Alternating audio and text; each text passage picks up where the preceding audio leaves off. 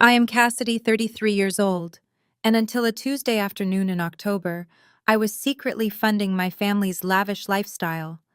I was literally hovering my mouse over a $15,000 wire transfer to pay my parents' mortgage and my sister's luxury car lease. Then my phone vibrated with a video message from my Aunt Carol. She is terrible with technology and accidentally sent it to me instead of my cousin.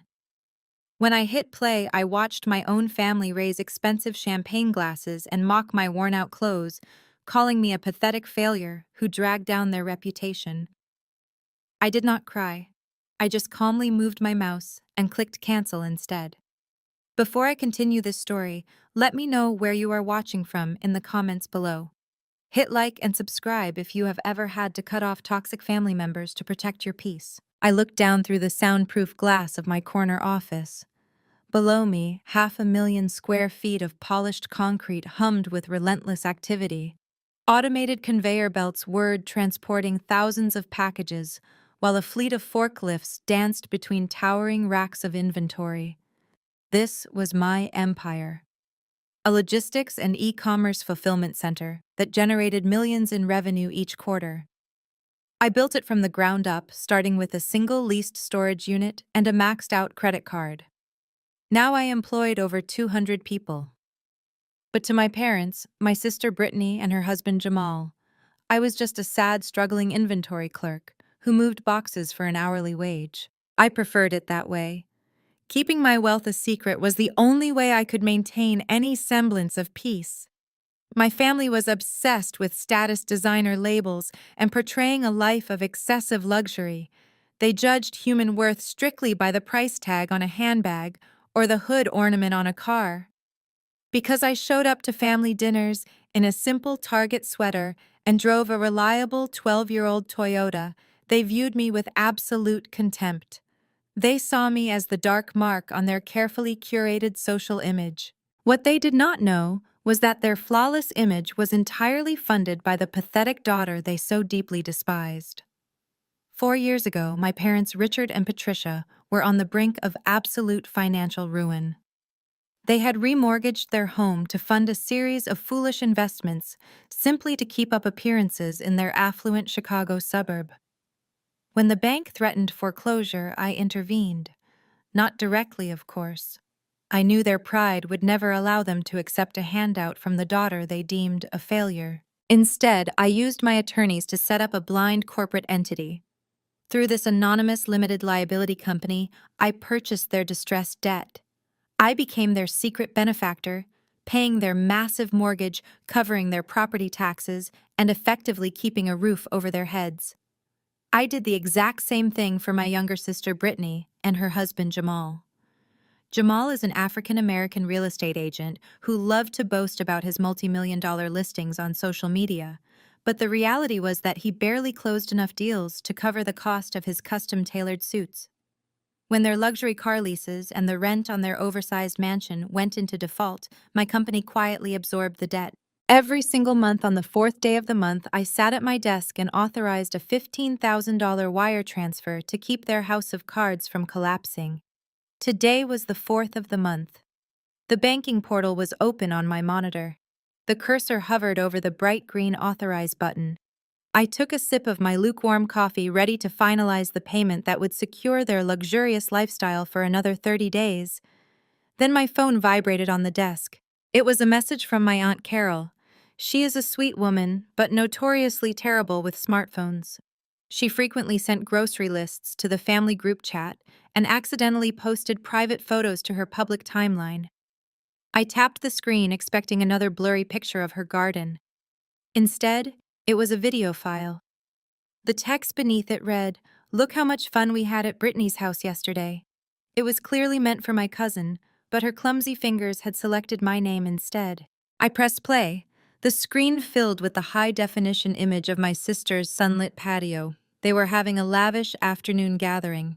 The patio table was laden with imported cheeses, artisan crackers, and an ice bucket holding 3 bottles of vintage champagne. Those bottles alone cost more than what they believed my weekly salary was. My mother, Patricia, was leaning back in a plush lounge chair, her hair perfectly blown out, holding a crystal flute. My father, Richard, was laughing heartily at something Jamal had just said. Jamal stood near the expensive outdoor grill wearing a pristine white polo shirt and a flashy gold watch, looking every bit the successful mogul he pretended to be. "I am just saying," Jamal said to the camera, his voice dripping with condescension, "we really need to stop inviting Cassidy to these daytime events. Did you see her pull up in that rusted-out Toyota last week? It makes the whole driveway look like a junkyard. It is embarrassing." My sister Brittany stepped into the frame, tossing her long blonde extensions over her shoulder. "Tell me about it," she laughed, taking a sip of champagne. "I literally had to tell my neighbors she was the hired cleaning help. I cannot have people thinking I am related to someone who shops at discount stores." The camera panned slightly as Aunt Carol, holding the phone, chuckled along with them. Then my mother spoke up, her voice cutting through the sunny afternoon air with casual cruelty. "She is a pathetic failure," Patricia said, waving her hand dismissively. "I honestly do not know where she came from. She has absolutely zero ambition. We should honestly start charging her an admission fee just to sit at our table. Maybe $2,000 a month just to be associated with our family. It is the least she could do to compensate for the humiliation she causes us." The video ended with a chorus of laughter. The screen went black, reflecting my own face in the dark glass of my phone. I sat in the absolute quiet of my soundproof office. I did not cry. I did not scream. I did not throw my phone against the wall. The dull, constant ache of trying to win my family's love, an ache I had carried in my chest for over 3 decades, suddenly evaporated. It was replaced by a cold, sharp, brilliant clarity. I looked back at my computer monitor. The green authorize button was still waiting for my click. $15,000 of my hard-earned money ready to be sent to people who sat on furniture I paid for drinking champagne I essentially financed while calling me a pathetic failure to my face. They thought they were untouchable. They believed their wealth was secure, protected by some faceless financial institution that magically forgave their constant defaults. They had no idea that the foundation of their entire existence rested on a single click of my mouse. I reached out my hand, perfectly steady. I did not click authorize. I dragged the cursor a few inches to the left. I clicked cancel. Then I picked up my phone and dialed my wealth management attorney to ensure the automatic grace periods on all their accounts were officially terminated. The countdown to their ruin had officially begun. "David," I said into the receiver the moment my wealth management attorney answered the phone, "I need you to execute an immediate cessation of all automated disbursements from the Vanguard LLC account. Terminate the grace periods across the board." David paused on the other end of the line. He knew exactly what those accounts funded. "Cassidy, if we stop the disbursements today, the mortgage on the Chicago property and the auto leases will go into immediate default. They will be subject to rapid collections and asset repossession within days. Are you absolutely certain you want to proceed?" "That is exactly what I want," I replied, my voice devoid of any hesitation. "Send the default notices to their physical addresses through the standard channels. I do not want them to know the LLC is connected to me. Let the banks and the repossession agencies handle the dirty work." David confirmed the orders and the call ended. I sat back in my chair and looked out over my warehouse. For 4 years, I had justified my secret financial support as a twisted form of familial duty. I had convinced myself that keeping them afloat was the right thing to do, even if they treated me like dirt. I thought that by secretly protecting them from their own reckless financial decisions, I was being the bigger person. But that video had shattered the illusion.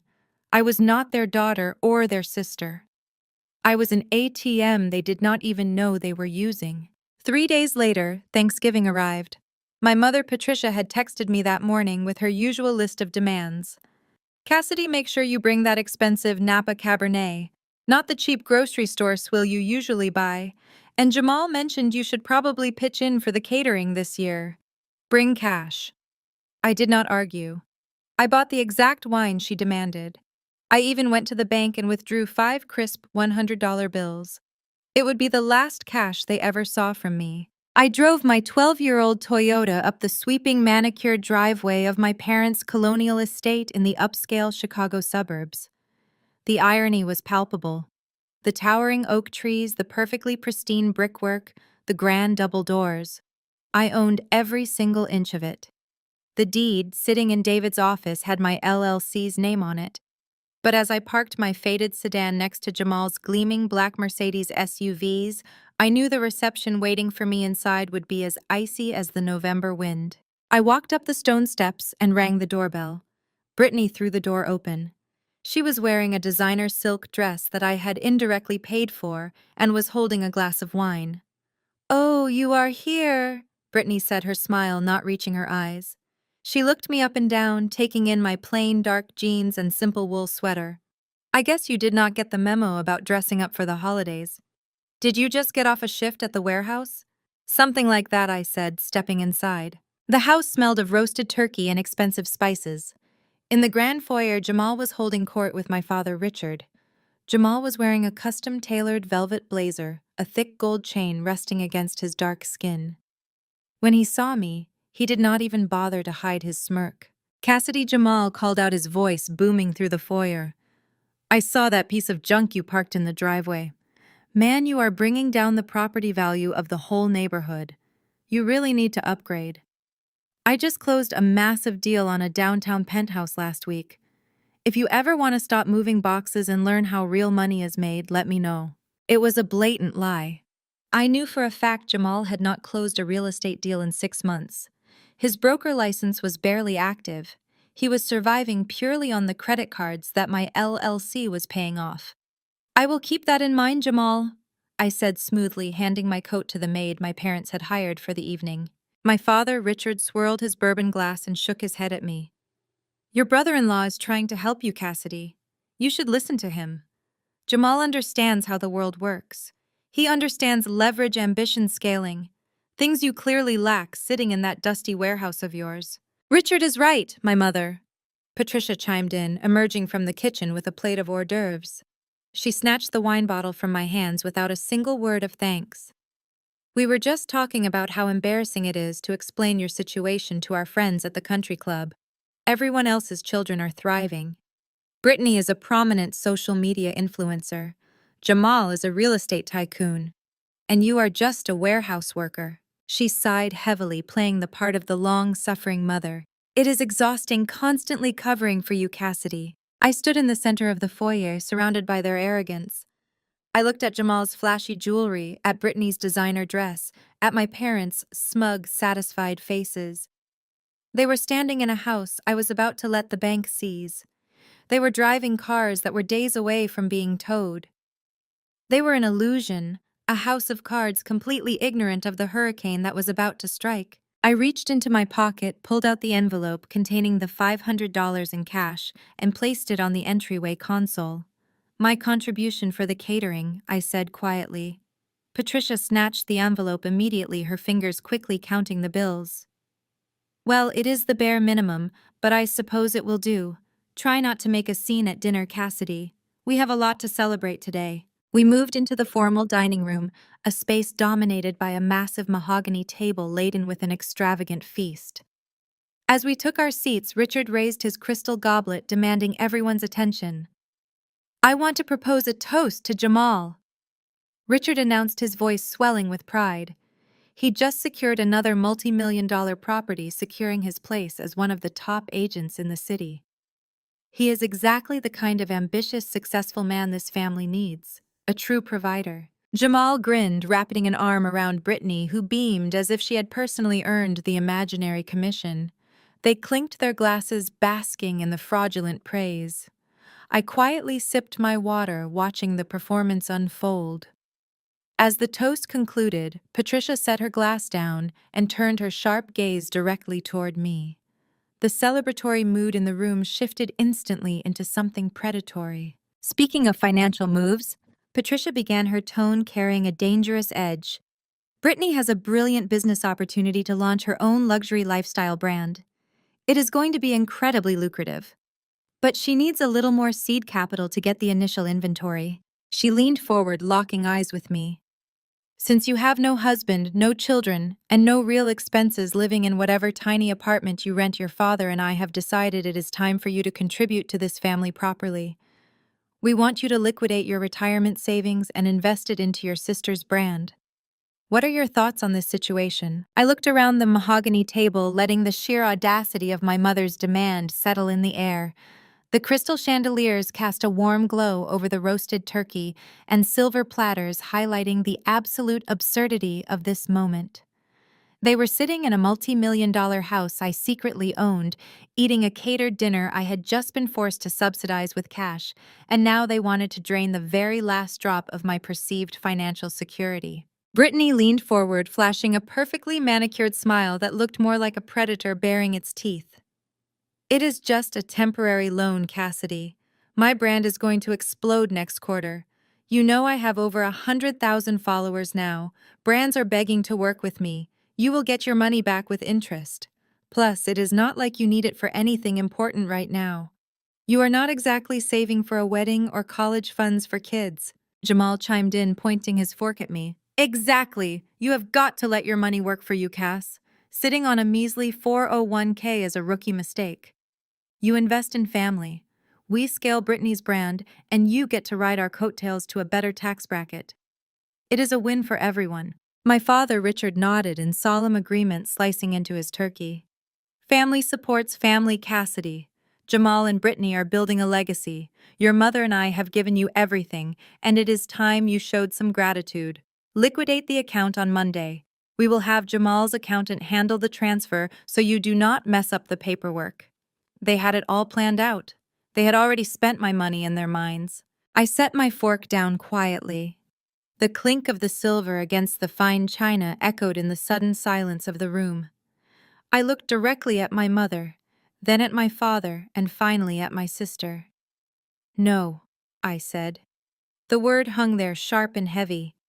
Patricia frowned clearly, thinking she had misheard me. Excuse me, I said no, I repeated, keeping my voice perfectly level. I will not be liquidating my retirement savings to fund a vanity project. My finances are my own business, and they are not open for family distribution. The masks slipped instantly. The fake patronizing smiles vanished, replaced by a vicious, ugly entitlement that I had witnessed my entire life. Patricia slammed her hand flat against the table. How dare you speak to us like that? We ask you for one simple favor, one opportunity to actually contribute to this family, and you sit there acting like some arrogant miser. You are incredibly selfish, Cassidy. Richard's face flushed with anger. He pointed a stern finger at me. Do not be stupid. You work in a warehouse. You have zero financial literacy. We are offering you a chance to be part of something successful. You owe your sister this support. You owe us. I owe you absolutely nothing, I replied, my voice remaining unnervingly calm. I pay my own bills. I live entirely within my means. I have never once asked any of you for a single dime.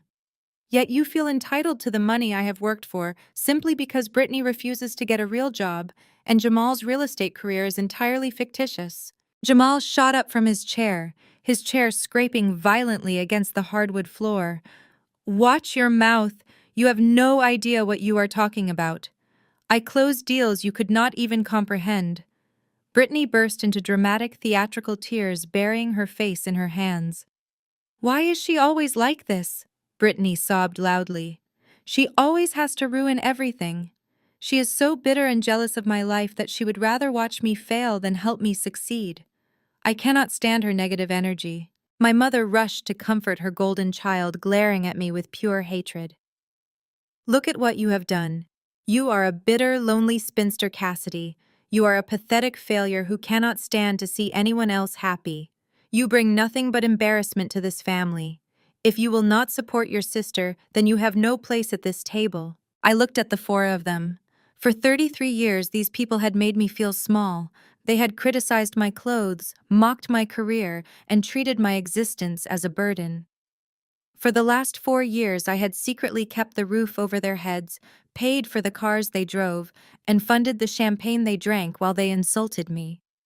I had done it out of some misplaced sense of familial duty, hoping that somewhere beneath their superficial greed they actually loved me. But the video Aunt Carol sent was the truth. This was the truth. They did not love me. They loved what they could extract from me. I picked up my cloth napkin, wiped my mouth deliberately, and placed it on the table. Then I stood up. "You are absolutely right, Mother," I said. "I do not belong at this table." I walked out of the dining room and into the grand foyer. I retrieved my simple wool coat from the closet. My father followed me out, his face purple with rage. "If you walk out that door, you are done," Richard shouted. "Do not expect us to bail you out when you end up broke and alone. We are cutting you off. You will get nothing from us ever again." I slipped my arms into my coat and turned to face him. I looked past him, taking in the sweeping staircase, the crystal chandelier, the marble floors. "My house. I hope you all maintain this exact level of luxury next week," I said, offering him a cold, bright smile. "Enjoy the rest of your holiday." I opened the heavy mahogany door and stepped out into the freezing November night. I did not look back. I walked down the driveway, got into my 12-year-old Toyota, and started the engine. As I drove away from the estate, I pulled over on a quiet suburban street. I picked up my phone, opened my contacts, and systematically blocked my mother, my father Brittany, and Jamal. I blocked them on my phone, my email, and all social media platforms. I severed the digital cord with clinical precision. When I merged onto the highway heading back to the city, I turned the radio off and drove in complete silence. The heavy, suffocating weight I had carried my entire life was gone. I felt lighter than air. I knew exactly what was coming. The 5th of the month was only a few days away. The grace periods were gone. The automated payments were canceled. The financial guillotine was going to drop, and I was going to sleep perfectly well when it did. 5 days later, the fallout began precisely on schedule. It was a Tuesday afternoon. Brittany was downtown at an ultra-luxury spa, favored by Chicago's social elite. She had booked a full day of treatments, a gold leaf facial, a deep tissue massage, and a premium styling session, all for herself and two of her influencer friends. She had intended to put the $1,500 bill on her platinum credit card, the one backed by the joint account my LLC secretly funded. According to the frantic, humiliating details that would later spill out through extended family gossip, Brittany approached the pristine marble reception desk, with her friends standing right behind her. She handed her heavy metal card to the receptionist with a practiced, arrogant flip of her wrist. The receptionist swiped the card. The terminal beeped an angry, jarring tone. "I am sorry, ma'am," the receptionist said politely. The card was declined. Brittany scoffed, rolling her eyes for her audience. "Run it again. Your machine is obviously broken. Do you know how much money is in that account?" The receptionist ran it a second time. Another harsh beep. "It is declining, ma'am. The terminal says the account has been frozen due to severe delinquency. Do you have another form of payment?" Brittany's face burned crimson. Her friends exchanged awkward, judgmental glances. Brittany furiously dug into her designer purse and pulled out another card, a joint card tied to Jamal's business account. She slapped it onto the counter. The receptionist swiped it. "Declined. Ma'am," the receptionist's voice grew significantly colder. "I need a valid form of payment for the services rendered today." Panic clawed at Brittany's throat. She snatched her phone and aggressively dialed my number, intending to scream at me. In her mind, she probably assumed I had somehow forgotten to process the $2,000 family tax they felt entitled to. She expected to berate me until I transferred funds to save her. Instead of a ringing tone, she received an automated carrier message. "The number you are trying to reach is unavailable." She tried texting, not delivered. She tried WhatsApp, Instagram, and Facebook, blocked across every single platform. I had built a fortress of silence, and she was standing outside of it holding a worthless piece of plastic. She was forced to endure the ultimate humiliation of calling Jamal, begging him to figure out what was wrong with the bank. But Jamal could not help her. When Jamal logged into their banking portals, he saw a sea of red text. Past due, delinquent, frozen. The mysterious angel investor entity that had effortlessly covered their massive overhead had vanished without a trace, leaving them completely exposed to the crushing reality of their own debt. They were standing on a trap door and the floor had just dropped out. Jamal stared at the glowing screen of his laptop, the red negative numbers reflecting in his widened eyes. The front door of their rented mansion slammed open. Brittany stormed into the foyer, her face streaked with ruined designer makeup, screaming about the absolute humiliation she had just endured at the luxury spa. Jamal did not even look up to comfort her. He just pointed a trembling finger at the banking monitor. The anonymous safety net that had funded their extravagant lifestyle for years was entirely gone. 3 nights later, the illusion of their wealth was physically ripped from their driveway. It was shortly past midnight. The deep guttural rumble of heavy diesel engines vibrated through the expensive hardwood floorboards of their mansion. Flashing amber lights painted the bedroom walls in harsh rhythmic strokes. Jamal bolted upright in his silk pajamas and rushed to the window. 2 massive tow trucks were backed into the driveway. Operators in high-visibility vests were already securing heavy steel chains to the axles of their matching black Mercedes SUVs. Jamal sprinted out the front door into the freezing night air, waving his arms frantically. "Stop what you are doing! This is a massive bank error! I am a top-tier real estate broker. Unhook those cars right now before I sue your entire company." The lead repo man did not even blink. He pulled a crumpled clipboard from his heavy winter jacket and handed a thick stack of default notices to Jamal. "There is no error, buddy. Your lender ordered an immediate repossession due to severe delinquency. These vehicles belong to the bank now. Step back, or I will call the police to assist with the recovery." Brittany stood in the doorway, clutching her designer robe, sobbing hysterically. Across the street, the exterior lights of the neighboring houses flicked on one by one. The wealthy neighbors they had spent years trying to impress were now standing at their windows watching the glorious, undeniable downfall of the fake real estate mogul and his influencer wife. The tow trucks rumbled down the street, taking their dignity and their transportation with them. Back inside the cavernous, empty house, the blame game began. Jamal frantically dialed the customer service number for the anonymous financial firm that had always bailed them out. He navigated the phone tree with rising panic, only to be met with a cold, automated voice stating that his account was in severe default and had been transferred to a third-party collections agency. The line disconnected. Jamal threw his phone against the wall, shattering the screen into pieces. He turned his rage onto Brittany. "This is your fault," he screamed. "You maxed out the cards on your stupid spa days and fake designer bags. You drained the accounts." Brittany screamed right back, her voice echoing off the high ceilings. "Do not project your failures onto me. You have not sold a single property in a year. You play golf every day and call it networking. You are a complete fraud, Jamal." The toxic foundation of their marriage cracked and splintered. Without my money to cushion them, they were nothing but 2 arrogant strangers trapped in a house they could no longer afford. While Jamal and Brittany were tearing each other apart, the financial Grim Reaper was making its way to the wealthy suburbs of Chicago. It was the 20th of the month.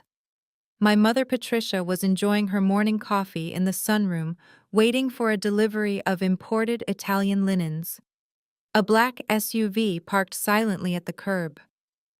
A man in a cheap gray suit walked briskly up the sweeping driveway and rang the doorbell. Patricia opened the heavy mahogany door, fully expecting a delivery driver to grovel at her feet. Instead, the man handed her a thick, legally binding manila envelope. "You have been served," he stated flatly, turning on his heel and walking away. Patricia frowned, tearing open the envelope. She pulled out the stack of documents. Bold black letters screamed across the top page. "Notice of foreclosure. Immediate eviction pending." The anonymous LLC had ceased all mortgage payments. The bank had initiated proceedings to seize the estate. Patricia dropped her coffee mug. The ceramic shattered against the marble floor, splashing hot liquid across her expensive slippers. She collapsed against the doorway, gasping for air, as her perfect world crumbled around her. When Richard came home and saw the papers, absolute panic set in. He locked himself in his home office and began frantically dialing his golf buddies, the country club elites, and the local business owners he had spent years bragging to. He tried to frame it as a temporary liquidity issue, asking for a short-term bridge loan to cover the mortgage. One by one, they politely but firmly declined. Word travels at lightning speed in wealthy circles. They already knew about Jamal's repossessed cars. They smelled blood in the water. Richard, the proud, arrogant patriarch, was reduced to begging, and he was met with nothing but closed doors and dial tones. The following afternoon, the entire family converged at my parents' house. It was a scene of pure, unadulterated chaos. Jamal and Brittany had been forced to take a public bus to the suburbs because they no longer had vehicles. Brittany was hyperventilating on the living room sofa, her carefully curated influencer facade completely destroyed. Jamal was pacing the floor, chewing his fingernails nervously. Richard was red in the face, pouring himself a massive glass of scotch. In a normal family, this would be the moment for self-reflection. This would be the moment to look at their massive credit card bills, their unnecessary luxury purchases, and realize their own greed had destroyed them. But my family was not normal. They were narcissists. They needed a scapegoat. They needed me. "It is Cassidy's fault," Richard declared suddenly, slamming his glass down on the home bar. "If she had just given us her retirement fund at Thanksgiving, like we asked, we could have used that cash to float the mortgage and negotiate with the bank. We could have saved Jamal's cars. She knew we needed capital for Brittany's business, and she selfishly kept it for herself." Patricia seized onto the narrative with desperate enthusiasm. "Yes, exactly. She is an incredibly selfish, bitter girl. She did this to us intentionally. She saw us struggling and walked out the door. After everything we have done to tolerate her presence in this family, she stabs us in the back." Jamal stopped pacing. His eyes lit up with a dangerous, desperate idea. "Where does she work?" he asked. "That massive warehouse down by the industrial park, right? We go there. Tomorrow morning, we find her manager. We embarrass her in front of her coworkers until she takes out a personal loan to fix this. She owes us. We are not going down while she sits on thousands of dollars in retirement savings." They nodded in unison, completely convinced of their own twisted logic. They believed they could simply march into my workplace, bully me into submission, and force me to hand over my life savings to patch the holes in their sinking ship. They were incredibly eager to hunt down the pathetic warehouse clerk. They had absolutely no idea they were about to walk straight into the lion's den. The next morning, a rented, dented Kia Optima sputtered into the visitor parking lot of my 500,000-square-foot logistics campus. I watched the live security feed from my corner office monitor, sipping a fresh espresso. Jamal and Brittany stepped out of the tiny car, looking completely out of place against the backdrop of my towering glass facade and the endless line of 18-wheelers backing into the loading docks. Brittany was wearing oversized sunglasses, desperately trying to hide her swollen, tear-streaked face, while Jamal marched toward the sliding glass doors with the furious, unearned entitlement of a man who still believed he owned the world. Down in the pristine, marble-floored lobby, they stormed up to the front desk. I turned up the audio feed on my monitor. "I need you to go to the back and fetch Cassidy," Jamal demanded, slamming his hand on the reception desk. "She is an inventory clerk here. Tell her it is a family emergency, and her sister needs her right now." Donovan, my head of security, stepped forward. He is a former Marine who does not tolerate disrespect, especially not in my building. "Sir, I am going to need you to step back from the desk. We do not have inventory clerks that take unannounced personal visits in the middle of a shift. If you do not have an appointment, you need to leave the premises." Brittany pulled off her sunglasses, her voice shrill and trembling. "You do not understand. We are her family. She is just a box pusher. Tell her supervisor that Brittany is here and she needs to come out immediately." Donovan crossed his arms, looking completely unamused. "Lady, I do not care who you think you are.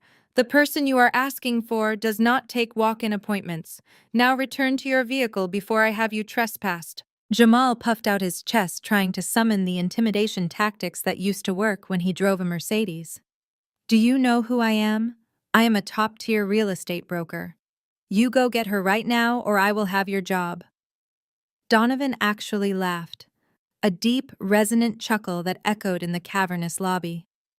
"In that rental car? Sure you are, buddy. Door is behind you." Humiliated and completely powerless, Jamal and Brittany were escorted out the glass doors by two security guards. I watched them march back to the rented Kia. Jamal was pacing the asphalt like a caged animal. He pulled out his phone and dialed a number. The external security cameras captured the audio perfectly. "Richard, your useless daughter refuses to even come to the lobby," Jamal screamed into his phone, his voice cracking with panic. "You need to fix this right now. You need to drive down here and force her to empty her accounts." Through the phone's speaker, I could hear my father's panicked voice. "Jamal, the bank just called me again. They are talking about a secondary lien on the house." "What secondary lien?" "We never authorized a home equity line of credit." Jamal froze. The color completely drained from his face. Brittany stopped crying and stared at her husband. "Richard, listen to me," Jamal stammered, pacing frantically. "I had to do it. The market was slow. I needed capital to float the business. I just used your name on the application to secure the loan. It was supposed to be temporary. But now that the primary mortgage is in foreclosure, the secondary lender is threatening to audit the signatures." "You forged my signature!" Richard's voice echoed through the speaker, trembling with absolute horror. "You committed federal fraud and attached it to my house. I was trying to provide for your daughter, Jamal," yelled back, completely abandoning any shred of accountability. "If the bank looks too closely at those documents, I am going to federal prison, Richard. You have to cover this. We need Cassidy's money right now to pay off the secondary lender before they report the forgery." Suddenly, my mother's voice pierced through the speakerphone. Patricia had clearly snatched the phone from Richard. Any normal parent would have been outraged that their son-in-law had committed a felony and destroyed their financial standing. But Patricia was incapable of normal logic. Her toxic favoritism immediately shielded Jamal and sought out the designated scapegoat. "This is all Cassidy's fault," Patricia shrieked, her voice echoing across the parking lot. "If she had just given us her retirement fund at Thanksgiving, when we asked, Jamal would not have been forced to take such desperate measures. She pushed him into this. She pushed our family into this crisis because she is a selfish, vindictive little brat." I sat in my plush leather chair watching the screens as Brittany nodded along with my mother's deranged logic. They were literally excusing federal wire fraud and forgery by blaming the victim they had been mocking just days prior. Within 10 minutes, my phone began lighting up with voicemails. I had blocked their numbers, but the carrier still caught the automated voicemail drops. I played them on speakerphone in my office, marveling at the absolute insanity of their demands. "Cassidy, you listen to me," Patricia hissed in the first recording. "Jamal's entire life is on the line because of your financial selfishness. You are going to go to the bank today, take out a personal loan against whatever assets you have, and wire the money to Jamal's lawyer. If you refuse to save this family, I swear to God I will drag you to court. I will sue you for elder abandonment. I will make sure everyone knows you let your own parents lose their home and your brother-in-law go to prison out of pure spite." The second voicemail was from Richard. "We are out of options, Cassidy. You owe us for raising you. You are going to fix this, or you are dead to us." I deleted the voicemails with a calm, steady press of a button. Dead to them.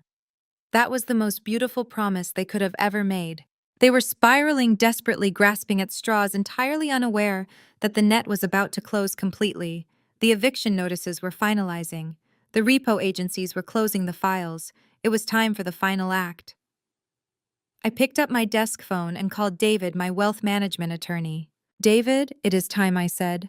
"Send the final settlement summons to all of them: Richard, Patricia, Brittany, and Jamal. Require their mandatory attendance at the downtown executive boardroom on Friday morning. Inform them that the principal director of the fund managing their debt is willing to meet for one final negotiation before the evictions and criminal fraud reports are made permanent." "Understood, Cassidy," David replied smoothly. "They will receive the couriered summons by this afternoon. Shall I prepare the final asset forfeiture documents for the meeting?" "Have them printed and bound," I instructed. "I want them completely legally cornered." Down in the parking lot, Jamal kicked the tire of his rented Kia, screaming in frustration as Brittany sobbed into her hands. They drove away in absolute disgrace, believing they were heading home to figure out a way to manipulate a faceless corporate CEO. They were going to dress in their best remaining clothes, practice their saddest victim stories, and walk right into the boardroom expecting to manipulate a stranger. They had no idea they were about to come face to face with the pathetic failure they had created. The morning of the settlement meeting arrived with a bitter, freezing wind sweeping off Lake Michigan. Richard, Patricia, Brittany, and Jamal sat around a massive oak table in the penthouse boardroom of Vanguard Financial Holdings. They had dressed in their finest remaining garments, desperately trying to project an aura of wealthy indignation. Richard wore his bespoke navy suit. Patricia draped herself in pearls that were already secretly pawned in her mind. Brittany clutched an empty Birkin bag like a shield, while Jamal sweated through the collar of his velvet blazer. Richard tapped his gold pen against the polished oak, his impatience poorly masking his sheer terror. "Who does this anonymous CEO think he is?" Richard complained, adjusting his silk tie. "Making us wait 15 minutes is a deliberate insult. When he gets here, I will do the talking. We explain that this is a temporary market fluctuation. Men of wealth understand real estate cycles. We just need a 90-day bridge extension." Patricia nodded, practicing her most aristocratic, long-suffering smile. "Exactly. We tell him we are victims of a shifting economy, and if he tries to push back, we remind him who we are in this city." The heavy double doors at the end of the boardroom clicked open. The sound of sharp, rhythmic footsteps echoed against the glass walls. Cassidy walked into the room. She was not wearing a faded Target sweater or worn-out jeans. She wore a $3,000 razor-sharp tailored charcoal power suit. Her hair was styled with effortless precision, and her posture radiated absolute terrifying authority. She was flanked by David, her ruthlessly calm wealth management attorney, and a second corporate litigator who carried a stack of thick leather-bound folders. Richard stood up so fast his heavy leather chair scraped violently against the floor, his face contorted into an ugly, condescending sneer. "What the hell are you doing here?" Richard demanded, his voice echoing in the glass room. "Did you get a second job bringing coffee to the executives? Get out of here right now before you embarrass us in front of the principal director." Cassidy did not flinch. She did not raise her voice. She walked calmly to the head of the oak table directly opposite her father and stood perfectly still. She offered a cold, razor-thin smile. "I am not the secretary," she said, her voice dropping the temperature in the room by 10 degrees. She nodded to David. The attorney stepped forward and dropped the massive stack of deeds, loan papers, and default notices onto the center of the table with a deafening thud. "I am the owner of this house you live in, Cassidy," stated, looking dead into Richard's widening eyes. "And I am the principal director of the fund you just defaulted on." Absolute suffocating paralysis descended upon the room. The air was sucked out of their lungs. Brittany literally stopped breathing, her manicured hands freezing on the handle of her empty bag. Jamal's eyes bugged out of his head, his jaw slackening as his mind desperately tried to process the impossible. Patricia gripped the edge of the table, her knuckles turning white. What? Patricia stammered, her voice shaking violently. "That is impossible. You work in a dusty warehouse. You push boxes. You do not have this kind of money." "I own the warehouse," Cassidy corrected smoothly. "500,000 square feet of it. I employ 200 people. I generate millions in revenue each quarter, and for the last 4 years I have owned you."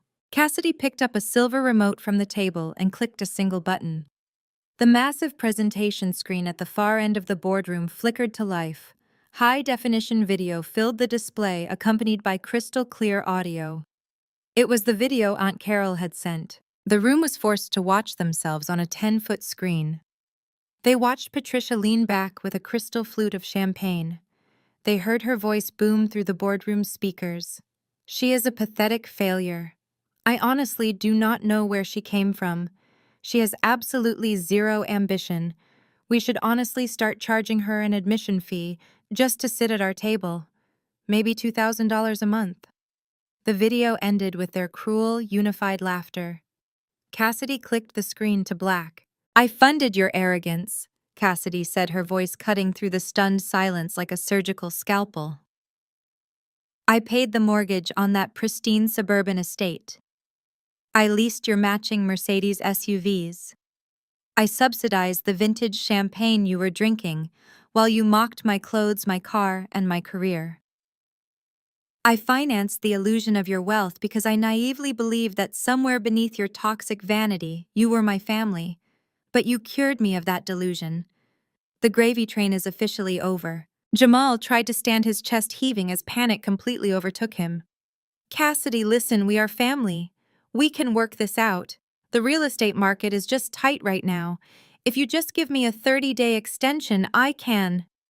Cassidy picked up a stark red folder from the top of the stack and slid it across the polished oak table directly toward Jamal.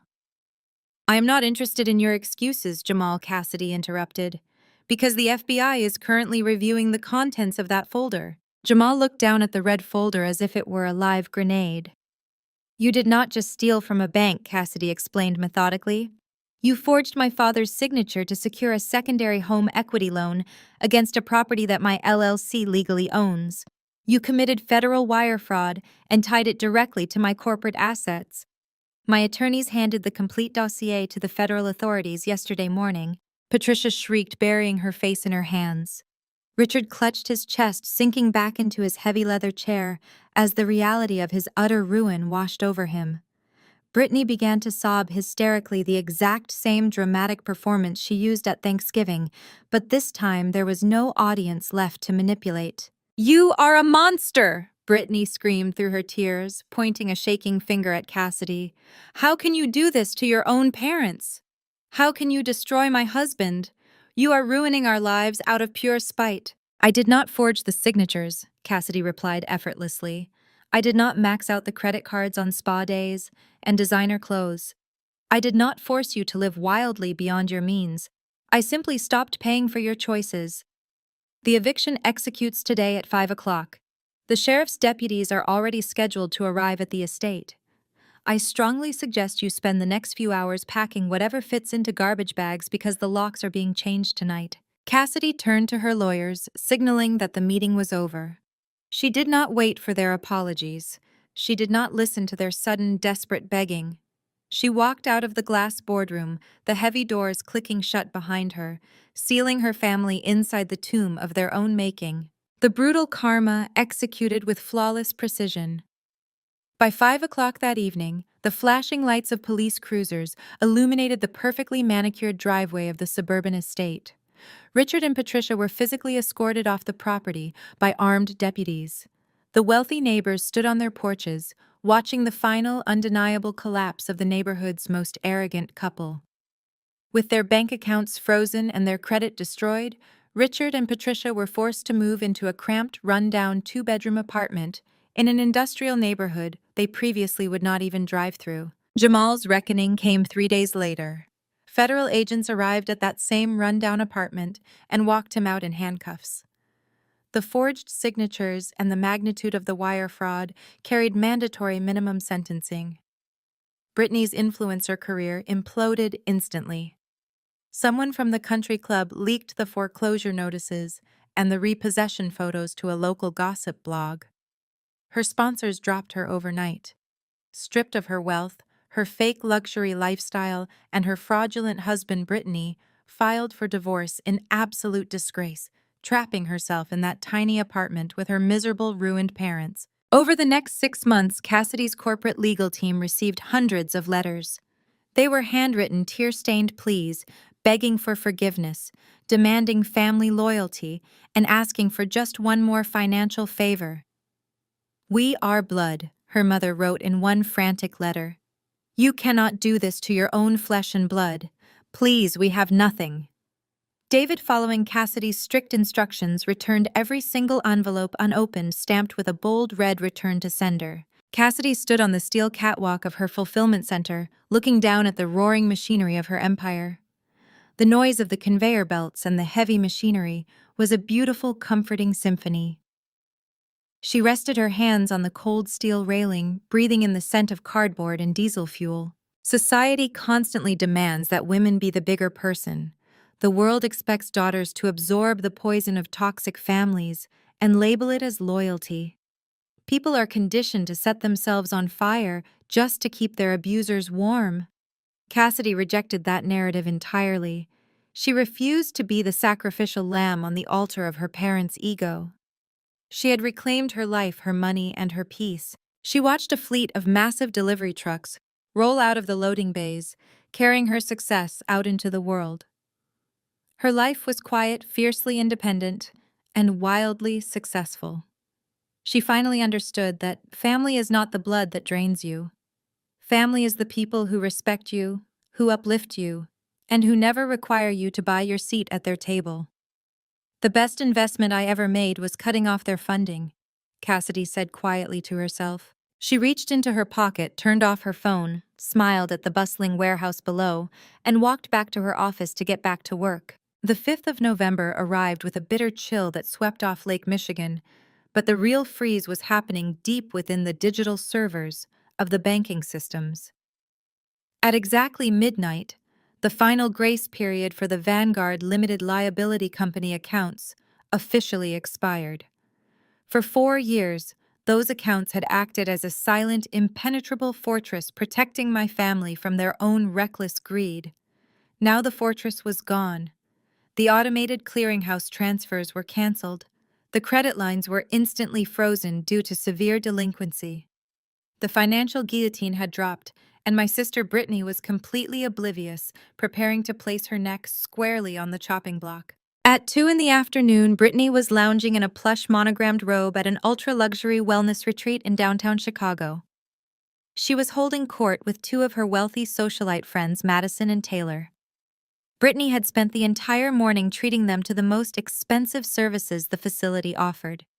They had indulged in pure gold leaf facials, hot stone deep tissue massages, and imported champagne pedicures. Brittany viewed these outings as essential investments for her influencer lifestyle brand. She believed that projecting an image of limitless wealth was the only way to maintain her status among women who actually possessed real money. "You really have to spend money to make money," Brittany bragged, sipping a glass of cucumber-infused water as they lounged in the relaxation room. "Jamal always tells me that my aesthetic is our best marketing tool. He is closing another massive commercial property deal next week, so I figured we all deserved a little pampering today." "Do not even worry about the bill, girls. This entire day is on me."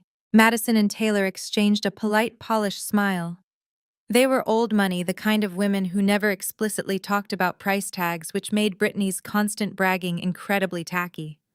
Still, they were more than happy to let her pick up the tab. The three women changed back into their designer clothes and strolled toward the grand marble reception desk.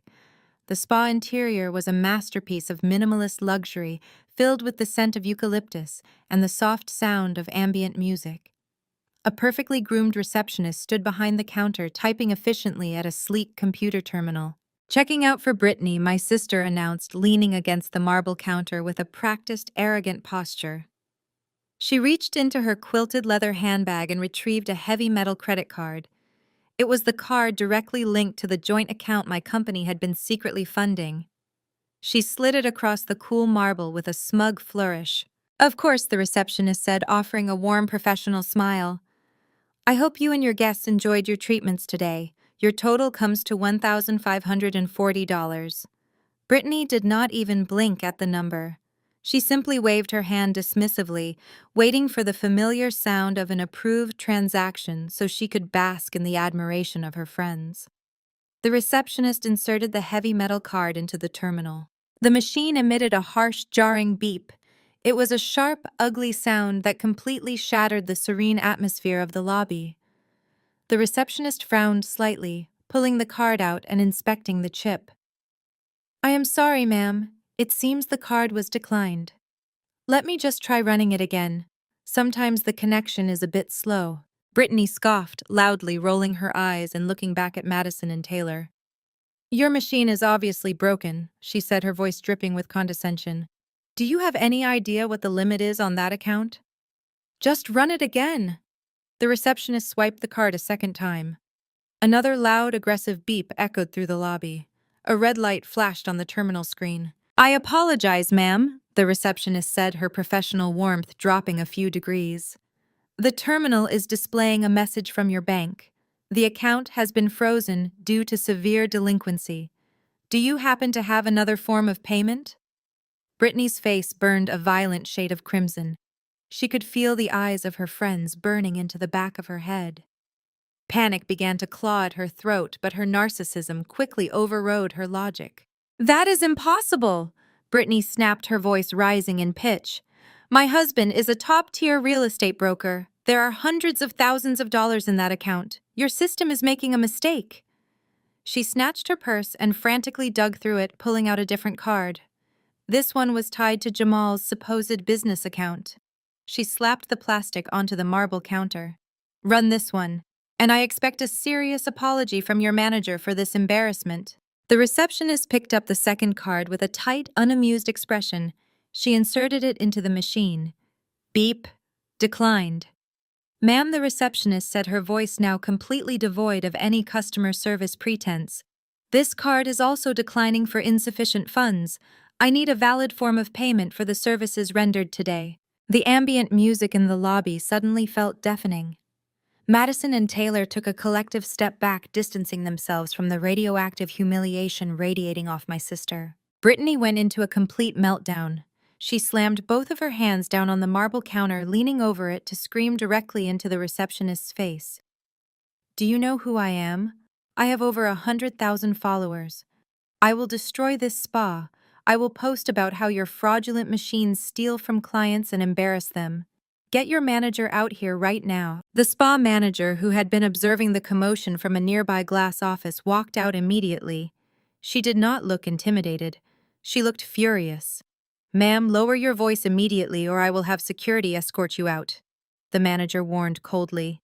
"You have received over $1,500 in premium services. If you cannot produce a working credit card right now, I am calling the police to report a theft of services." Brittany froze, the threat of police involvement instantly piercing through her hysterical rage. She looked back at Madison and Taylor, her eyes wide with desperate pleading. Madison let out a heavy, disappointed sigh. She opened her own purse, pulled out a sleek black card, and handed it to the manager. "Put it on mine," Madison said quietly. Taylor looked at Brittany with an expression of absolute disgust and pity. The ultimate social death sentence. "Let us go," Madison Taylor muttered. "I think Brittany needs to figure out her financial situation before she invites us out again." The two women paid the bill and walked out the glass doors, leaving Brittany standing alone at the reception desk. Her carefully curated influencer facade had just been incinerated in front of the exact people she was trying to impress. Brittany stumbled out of the spa and into the freezing Chicago wind. She was shaking uncontrollably, gasping for air as she rushed down the sidewalk. Her mind scrambled to find a target for her rage, and as always, it landed on me. She pulled out her phone, her manicured fingers trembling as she pulled up my contact information. In her warped, delusional mind, she was convinced that I had simply forgotten to transfer the $2,000 family tax they had demanded at Thanksgiving. She was preparing to scream at me, to blame me for her humiliation, and to order me to wire money into her account immediately. She pressed the call button and pressed the phone to her ear. Instead of a ringing tone, she was met with a stark, automated voice. "The number you are trying to reach is currently unavailable." Brittany stopped walking. She pulled the phone away from her ear and stared at the screen.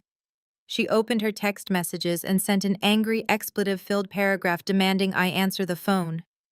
A red exclamation point appeared next to the text, "Not delivered." Panic turning into absolute terror, she opened Instagram and searched for my profile. User not found. She opened Facebook. Profile unavailable. She stood frozen on the busy downtown sidewalk as the horrific reality finally began to sink in. She had been completely, unequivocally blocked on every single platform. The pathetic failure she relied on to absorb her abuse was entirely unreachable, and her bank accounts were completely dry. Brittany practically sprinted the 2 blocks to the luxury hotel where she had valeted her leased black Mercedes SUV. Her lungs burned with the freezing Chicago air, but the cold was nothing compared to the icy terror gripping her chest. When the valet brought her car around, she dug frantically through her quilted handbag, bypassing the useless plastic cards until her trembling fingers found a crumpled $20 bill. She thrust it at the attendant without a word and threw herself into the driver's seat. She sped all the way back to the sprawling suburban mansion they rented. The massive house sat at the end of a pristine cul-de-sac, a towering monument to their fake success. For the first time, looking at the grand pillars and the sweeping driveway did not fill Brittany with pride. It filled her with a suffocating dread. She burst through the heavy double doors. Jamal was lounging on the custom Italian leather sofa in the living room, wearing his silk pajamas in the middle of the afternoon. He was casually practicing his golf putt on the Persian rug, an unlit imported cigar hanging from his mouth. "Get your computer right now!" Brittany screamed, her voice echoing off the high ceilings. "Open the bank accounts, all of them." Jamal did not even flinch. He just rolled his eyes and took another slow practice swing. "Relax, babe. You are being hysterical." So a piece of plastic got a fraud alert. It happens to high net worth individuals all the time. The bank probably flagged it because you were spending too fast. "It was not a fraud alert," Jamal Brittany shrieked, kicking off her designer heels and marching across the rug. "Madison had to pay for my facial. I was humiliated in front of everyone. I tried to call Cassidy to get our allowance and she blocked me. She blocked my number, my Instagram, everything. Open the damn portal." Jamal finally lowered his golf club, a flicker of genuine annoyance crossing his face. He walked over to the home bar, grabbed his sleek silver laptop, and flipped it open on the kitchen island. He typed in his credentials with an arrogant smirk, fully expecting to show his wife a screen full of comfortable numbers. He hit enter.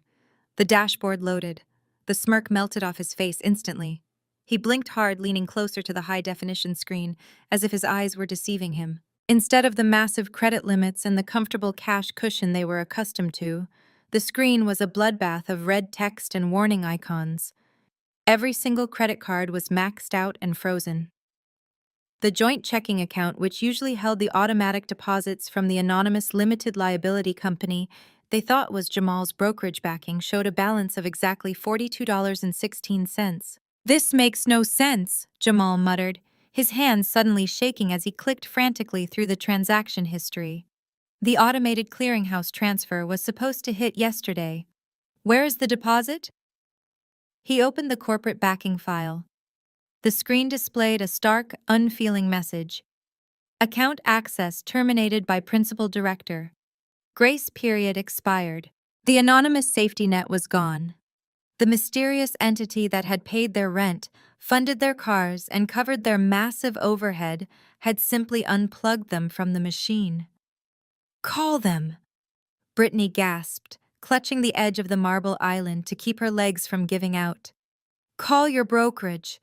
Call whoever runs that fund." "I do not have a direct number," Jamal yelled, his arrogant facade completely shattering. It was a blind trust.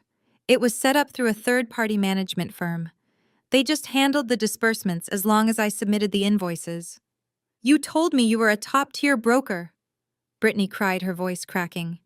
"You said this was your executive expense account. You said you earned this."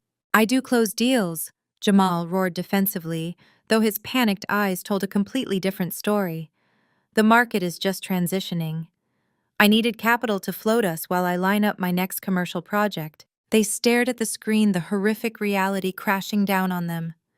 They were 30 years old, living in a house that cost $10,000 a month to rent, driving two cars that cost $3,000 a month to lease, and they had exactly $42 to their name. They could not even afford to order a premium pizza for dinner, let alone maintain the illusion of being Chicago elites. Brittany could not breathe. The walls of the massive kitchen felt like they were closing in to crush her.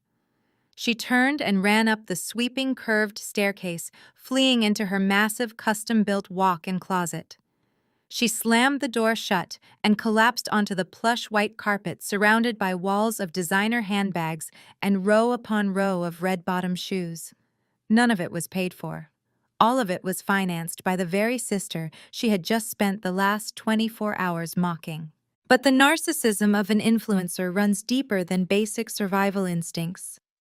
Even as her world burned to the ground, Brittany's first thought was her public image. She could not let Madison Taylor or her 100,000 followers know she was broke. With trembling hands, she reached up and dragged her professional ring light to the center of the closet. She clicked it on, bathing the room in a flawless, bright white glow. She grabbed a tissue, fiercely wiping away the ruined mascara from her cheeks. She took a deep, shuddering breath, forcing her facial muscles into a bright, manic smile. She opened the Instagram app and hit record. "Hey guys," Brittany chirped, her voice falsely sweet and energetic.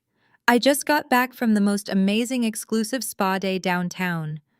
Seriously, taking time for self-care is so important when you are managing a luxury brand. Jamal and I are just so incredibly blessed. I am looking at all these beautiful pieces in my closet, and I am thinking it is time for a massive wardrobe refresh. Stay tuned for a huge designer haul next week. She hit post. The video uploaded to the internet, adding another layer of absolute delusion to her crumbling life. The second the upload finished, the fake smile dropped. Brittany let the phone slip from her fingers. She pulled her knees to her chest, buried her face in her arms, and began to hyperventilate. The panic attacks came in violent waves, racking her body with violent sobs. She sat alone in the bright artificial light of her closet, surrounded by fake wealth, completely paralyzed by the terror of her impending poverty. Hours passed. The sun set, plunging the massive rented house into freezing darkness. Jamal had locked himself in the home office, desperately trying to call any loan shark or predatory lender who would answer the phone. Brittany remained on the floor of her closet, too terrified to move. It was shortly past midnight. The neighborhood was dead silent, the kind of absolute quiet only found in exclusive gated communities. Suddenly, a loud, aggressive banging echoed from the heavy mahogany front doors, shaking the entire house. Suddenly, a loud, aggressive banging echoed from the heavy mahogany front doors, shaking the entire house. Jamal nearly jumped out of his skin. He had been hunched over his sleek silver laptop in the dark home office, frantically dialing predatory loan agencies and getting nothing but immediate rejections. The booming knocks reverberated through the empty cavernous foyer, followed instantly by the harsh mechanical grinding of heavy machinery. Rhythmic flashes of intense amber light began sweeping across the living room walls, casting long, distorted shadows through the massive front windows. Jamal scrambled out of the office, his heart hammering violently against his ribs. He sprinted toward the grand entrance, his bare feet slipping slightly on the polished marble. He unlocked the deadbolt and threw the double doors wide open. The freezing Chicago wind hit him like a physical blow, but the cold was absolutely nothing compared to the paralyzing shock of the scene unfolding on his pristine paver stone driveway. Two massive heavy-duty tow trucks were backed directly up to the garage. Four men wearing thick industrial winter coats and high-visibility yellow vests were moving with ruthless, practiced efficiency. They were already ratcheting thick steel chains around the axles of Jamal's gleaming black Mercedes G-Wagon and Brittany's matching Mercedes AMG Coupe. The hydraulic winches whined loudly, lifting the front tires of the luxury vehicles off the ground. "Hey!" Jamal screamed, his voice cracking with absolute panic. He sprinted out into the freezing November night, wearing nothing but his thin silk pajamas and designer loafers. "Stop what you are doing right now! Get your hands off my cars!" The men did not even pause. They continued securing the heavy metal hooks, the loud clanking metal echoing through the dead silent exclusive neighborhood. "I said stop!" Jamal roared, stepping aggressively toward the closest tow truck. "This is a massive banking error. I am a top-tier real estate broker in this city. You are making a catastrophic mistake. Unhook those vehicles before I call the police and have you all arrested for grand theft auto." The lead recovery agent, a man built like a brick wall with a thick gray beard, calmly stepped out from behind the G-Wagon. He did not look intimidated in the slightest.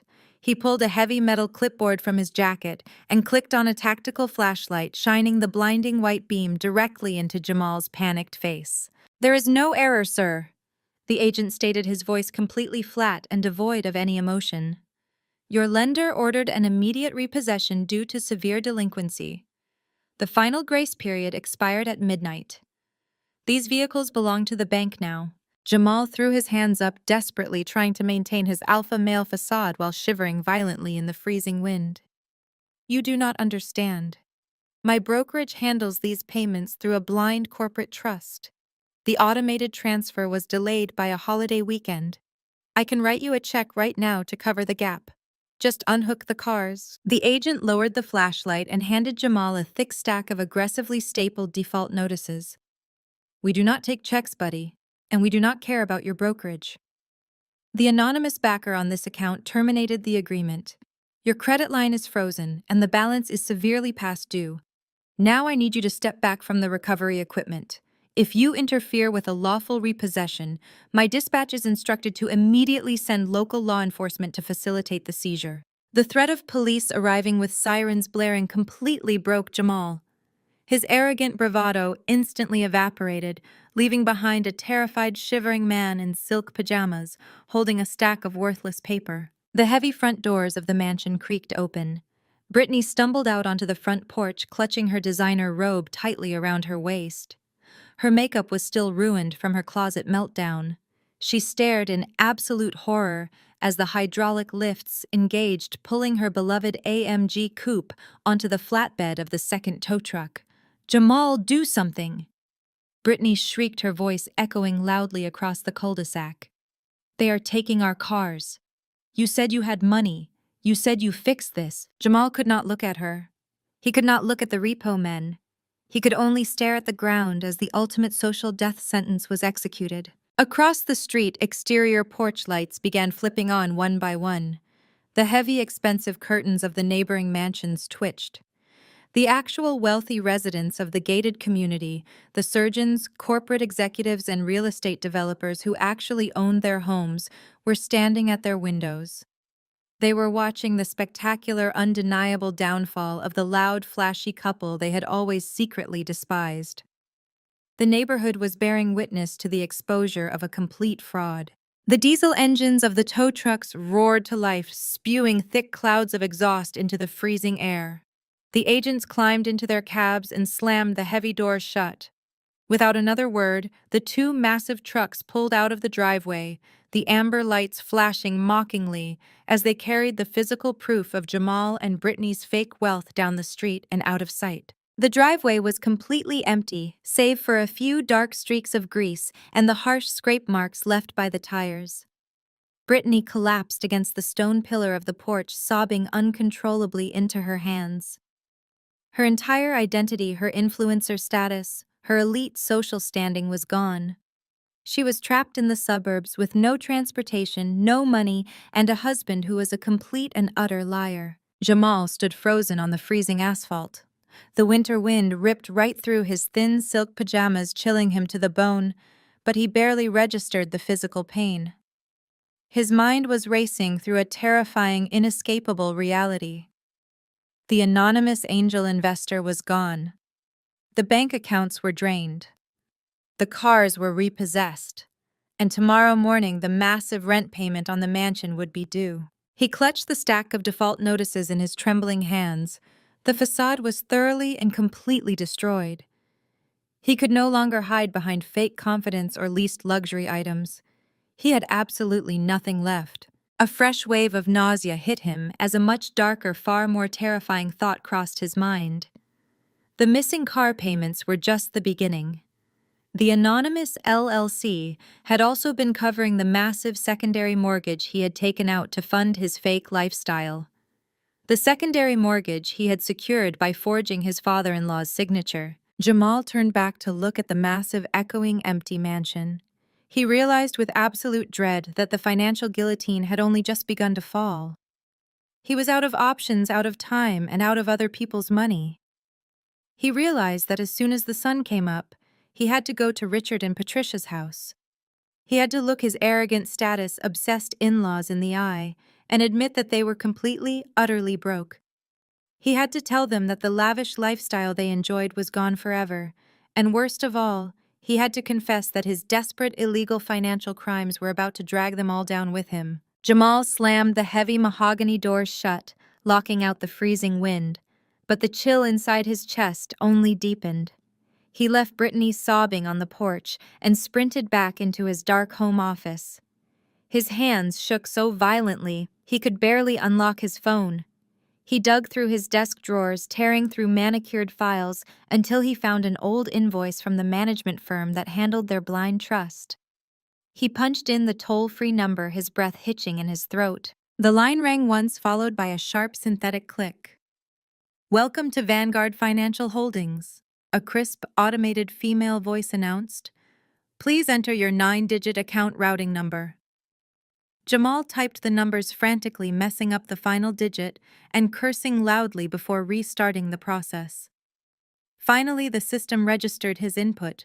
Account located, the robotic voice stated flatly. Please be advised this account has been flagged for critical intervention. The primary benefactor has terminated all scheduled disbursements.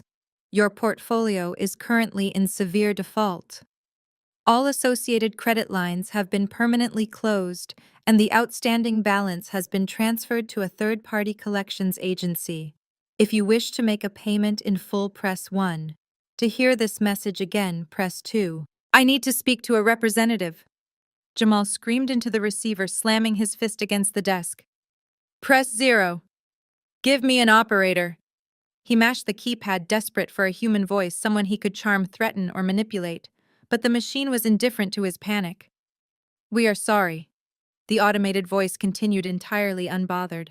Live representatives are not authorized to override benefactor termination protocols. Goodbye. The line went dead. The dial tone buzzed in Jamal's ear like a flat line on a heart monitor. He threw the phone across the room, watching it shatter against the custom bookshelves. There was no glitch. There was no delay. The money was simply gone, and whoever had been pulling the strings had vanished into thin air. A sudden piercing shriek from the hallway snapped Jamal out of his paralysis. He stormed out of the office and found Brittany standing in the grand foyer.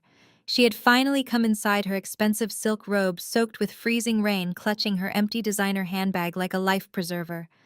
Fix this! Brittany shrieked, her voice echoing violently off the marble tiles. Call your brokers. Call your billionaire investors. You are supposed to be a mogul, Jamal. You promised me this lifestyle. The sheer entitlement radiating from her instantly ignited a blinding rage inside Jamal. He marched across the foyer and got right in her face, completely abandoning the polished, loving husband persona he presented to the world. Shut your mouth! Jamal roared, his voice booming with venom. There are no investors, Brittany. The money is gone, do you hear me? Gone, and this is your fault.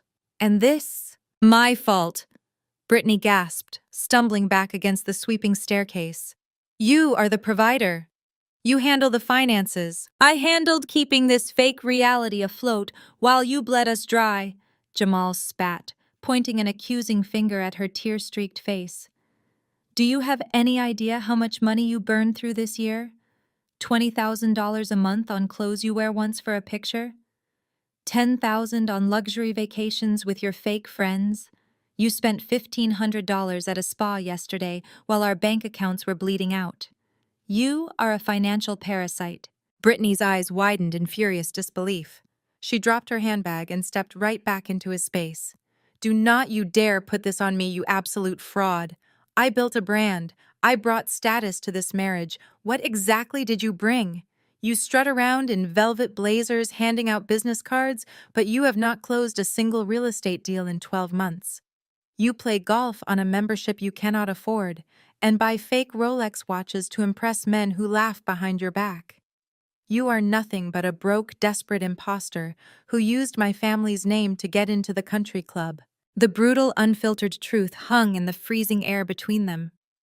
The toxic foundation of their marriage was entirely exposed. They did not love each other. They loved the illusion of wealth they provided for one another, and now that the illusion was shattered, there was nothing left but resentment and disgust. I did what I had to do to survive your insatiable greed, Jamal fired back, his voice dropping to a dangerous low pitch. You want to talk about your family's name? Your precious family is going down with us. I used your father's name to secure the secondary loan on this house. I forged his signature because you demanded a lifestyle I could not fund. When the bank audits those papers, your father loses his estate and I go to federal prison. So do not stand there acting like a victim. We are both going to drown. Brittany collapsed onto the bottom step of the staircase, the gravity of his confession physically crushing her. Her husband was a felon, and her parents were about to lose everything. The influencer empire she had built was entirely worthless. She buried her face in her hands, sobbing uncontrollably into the damp silk of her robe. Jamal did not comfort her. He turned his back, staring blankly at the empty driveway through the frosted glass of the front door. The sun was beginning to rise, casting a pale gray light over their ruined lives. Meanwhile, 20 miles away, in the affluent gated suburbs of Chicago, Richard and Patricia were completely oblivious to the catastrophic storm racing toward their doorstep. The morning broke crisp and clear over their sprawling, custom-built colonial estate. Patricia was sitting in her sun-drenched breakfast nook, wearing a cashmere sweater and sipping a perfectly brewed cup of imported espresso. She was casually flipping through a luxury home decor catalog, mentally planning a $50,000 kitchen renovation she assumed the mysterious financial trust would seamlessly cover. Richard was in the master's suite, knotting a bespoke silk tie and preparing for an early morning golf game with a local judge. In their minds, the world was exactly as it should be. They had successfully bullied Cassidy at Thanksgiving, reaffirming their dominance over their disappointing daughter, and their golden child was living the dream. They felt entirely secure, insulated by their perceived wealth and unbreakable social standing. Outside, the quiet hum of the neighborhood was broken by the crunch of heavy tires on gravel. A sleek black SUV rolled slowly down the pristine street, coming to a smooth stop directly in front of Richard and Patricia's wrought iron driveway gates. The vehicle was entirely unmarked with heavily tinted windows that offered no hint of who was inside. The driver killed the engine. A man in a cheap rumpled gray suit stepped out of the vehicle. He did not carry a clipboard or a delivery package. He carried a single thick manila envelope sealed with stark red tape. He bypassed the intercom system entirely, walking with purposeful mechanical strides up the long sweeping driveway toward the grand mahogany front doors of the estate. Patricia glanced up from her catalog, catching movement through the bay window. She frowned, annoyed that a common worker had bypassed the service entrance. She set her espresso cup down on the marble table, ready to deliver a harsh lecture to whoever dared interrupt her peaceful morning. She had no idea that the man walking up her steps was carrying a piece of paper that would instantly obliterate her entire reality. Patricia threw open the heavy mahogany front door, her face arranged in a mask of aristocratic fury. She was fully prepared to dress down this rumpled stranger for daring to bypass the service entrance of her multi-million-dollar estate. She opened her mouth to demand his immediate departure off her pristine driveway. "Are you Patricia or Richard?" The man in the gray suit interrupted flatly, not even looking up from a small digital device in his hand. Patricia bristled, pulling her cashmere sweater tightly around her shoulders. "I am the homeowner, and I want to know why you think you can simply march up to my front door without an appointment. Leave this property at once before I call the authorities." The man did not blink. He simply shoved the heavy red-taped manila envelope directly against her chest, forcing her to grab it to stop it from hitting the floor. "You have been served," he stated with mechanical indifference. He turned on his heel and walked briskly back down the driveway. He climbed into his unmarked SUV and drove away, leaving Patricia standing barefoot on the cold marble threshold. A deep, unsettling knot formed in her stomach. She stared at the thick envelope. The return address belonged to the major national bank that held their primary mortgage. With trembling fingers, she ripped through the red tape and pulled out a dense stack of legal documents. Bold black letters screamed across the very first page. "Notice of default and intent to foreclose. Immediate eviction proceedings initiated." Patricia felt the blood drain entirely from her face. Her eyes darted wildly across the dense legal jargon, catching terrifying phrases. Severe delinquency, non-payment, breach of contract, asset seizure. The anonymous financial entity that had silently floated their extravagant lifestyle for the past 4 years had completely vanished. The mortgage had not been paid. The final grace period was officially dead, and the bank was moving with ruthless speed to take the house. Her imported espresso cup slipped from her weakened grip. It hit the marble floor, shattering into dozens of sharp pieces. The dark, scalding liquid splashed across her expensive slippers and stained the pristine white grout. Patricia's knees buckled.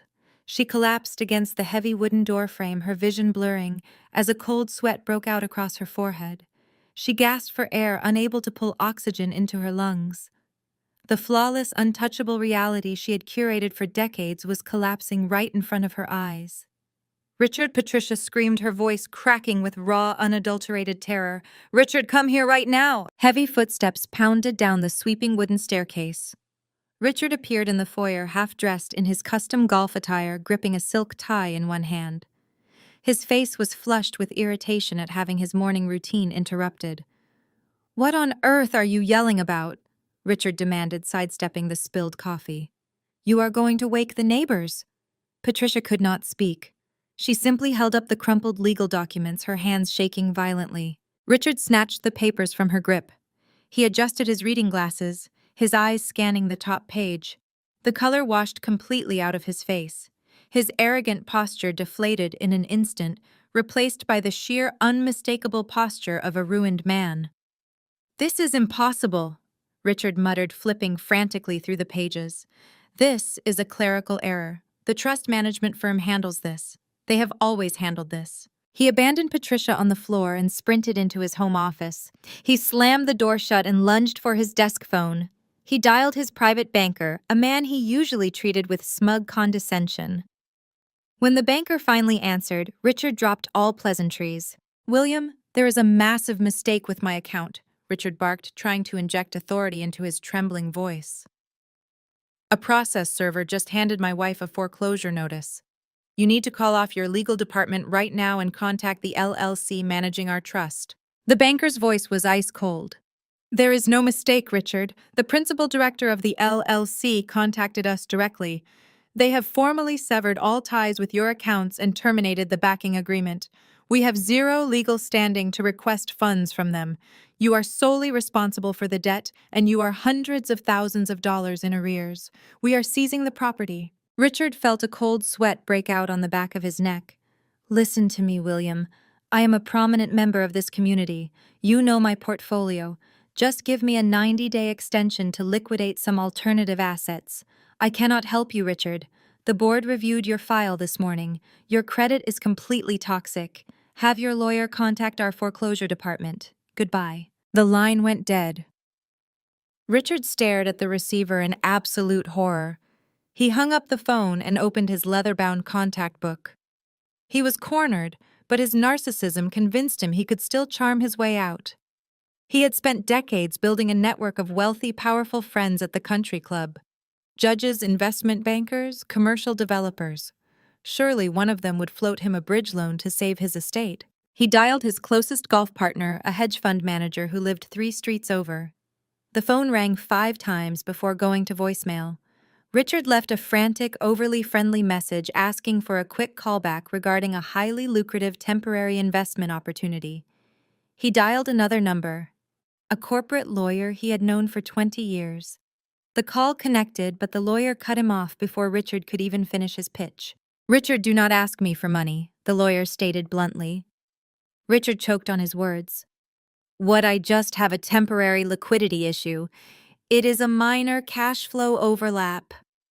"Save the script," the lawyer replied, his tone dripping with disgust. "Everyone at the club already knows. Someone from the repo company leaked the photos of your son-in-law's cars getting towed last night. We know the bank is coming for your house today. You are completely broke, Richard. Do not ever call this number again." The line clicked shut. Richard sat frozen in his plush leather chair. The truth hit him with the force of a freight train. The gossip mill in their affluent suburb moved faster than light. The wealthy elites they had spent their entire lives trying to impress had already turned on them. They were no longer the prestigious, enviable power couple of the neighborhood. They were pariahs. They were a cautionary tale. They were toxic waste. He dialed 5 more numbers in rapid succession. Every single call went straight to voicemail. His numbers had been actively blocked by the very people who had drank his expensive scotch just a week prior. Richard slowly lowered the phone to the desk. The silence in the house was deafening. He looked out the large office window at the pristine manicured lawn he had always been so proud to display. It no longer belonged to him. The luxury, the status, the sheer arrogance of his existence had been completely eradicated. The door to the office creaked open. Patricia stood in the doorway, her face pale and streaked with mascara. "Jamal and Brittany just pulled up in a taxi." Patricia whispered, her voice completely hollow. They lost the cars. They have absolutely no money. Richard buried his face in his hands. The walls were closing and the oxygen rapidly depleting from their fake empire. In their absolute desperation, their twisted narcissistic minds began searching frantically for a way out, and inevitably their thoughts locked onto the one person they had always used to absorb their failures. Patricia stepped aside as the heavy front doors swung open. Jamal and Brittany stumbled into the grand foyer completely stripped of their usual arrogance. Brittany was still wearing her damp silk robe over yoga pants, her eyes bloodshot and swollen from hours of hysterical crying. Jamal trailed behind her, clutching a plastic shopping bag containing the few personal items he had managed to snatch from their repossessed luxury vehicles. He looked frantic, his eyes darting around the grand foyer like a trapped animal. Richard walked slowly out of his office, gripping the foreclosure notice in his hand. The four of them stood in the center of the massive echoing space surrounded by crystal chandeliers and imported artwork that none of them actually owned. The silence was suffocating. For the first time in their lives, the facade was completely shattered. There were no country club friends to impress. There were no Instagram followers to envy them. There was only the cold, hard reality of absolute financial ruin. "They took my cars!" Jamal blurted out, his voice cracking with panic. "The bank took both of the Mercedes. The anonymous trust account is entirely gone. They locked us out of the banking portals. We have absolutely nothing left." Richard threw the foreclosure documents onto the marble floor. It scattered across the pristine tiles. "The bank is taking this house," Richard shouted, his face turning a dangerous shade of purple. "The management firm canceled the backing agreement. My private banker basically laughed in my face. The entire neighborhood knows. We are completely ruined." Brittany collapsed onto the bottom step of the sweeping staircase, burying her face in her hands. "This cannot be happening," she sobbed, rocking back and forth. "I have brand deals lined up. I have a reputation. How am I supposed to create luxury content when I do not even have a car? We are going to be homeless." In a rational family, this would be the moment of reckoning. This would be the time to sit down, look at their insurmountable credit card debt, their completely unnecessary luxury purchases, and admit that their own greed had destroyed them. But this family was entirely incapable of self-reflection. Their narcissistic minds functioned like defensive fortresses, instantly deflecting any personal accountability.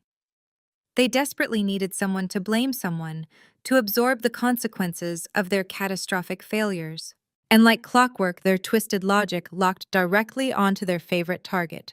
"This is all Cassidy's fault," Richard declared, suddenly pacing across the foyer. The sheer absurdity of the statement should have stopped the conversation dead. But in this house of delusion, it was the exact lifeline they all needed. "Think about it," Richard continued, his voice gaining frantic momentum. "If Cassidy had just liquidated her retirement accounts at Thanksgiving, like we demanded, we would have had the liquid cash to float these accounts. We could have bridged the gap. We could have shown the management firm that we had capital. She knew we needed financial support, and she selfishly kept her money to herself." Patricia seized onto the narrative with absolute desperation. She wiped her ruined makeup and nodded vigorously. "Yes, exactly. She saw us struggling, and she walked right out the door. She did this to us intentionally. After everything we have done to tolerate her miserable presence in this family, she stabs us in the back. She is an incredibly selfish, bitter girl. She probably hopes we lose everything just because she is jealous of Brittany's success." Brittany lifted her head from her hands, her eyes flashing with renewed, misplaced anger. "She always ruins everything," Brittany hissed. "She ruined Thanksgiving, and now she is ruining our lives. If she had just handed over her savings, my cars would still be in the driveway. She owes us." Jamal, whose panic was reaching a boiling point over the forged secondary mortgage he had secretly taken out in Richard's name, saw an opportunity to save himself.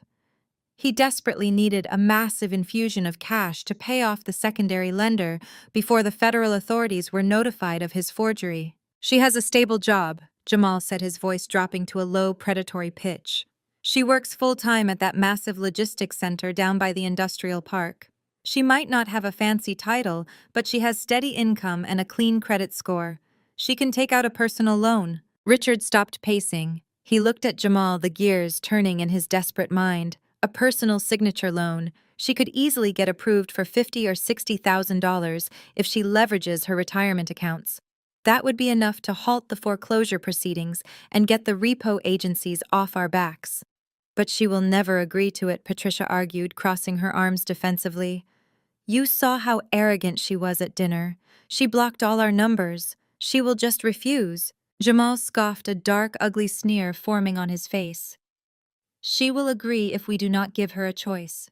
We do not ask her over the phone. We go to her workplace. Tomorrow morning, we find her manager. We embarrass her in front of her entire department. We make a massive public scene until she agrees to sign the loan applications just to make us leave. Patricia's eyes lit up at the prospect of publicly humiliating the daughter she despised. She works in a warehouse. She is probably just a floor clerk or an inventory counter. Her supervisors will not tolerate a family disturbance on the warehouse floor. If we threaten her job security, she will fold immediately. She has always been weak when we apply real pressure. The plan galvanized the room.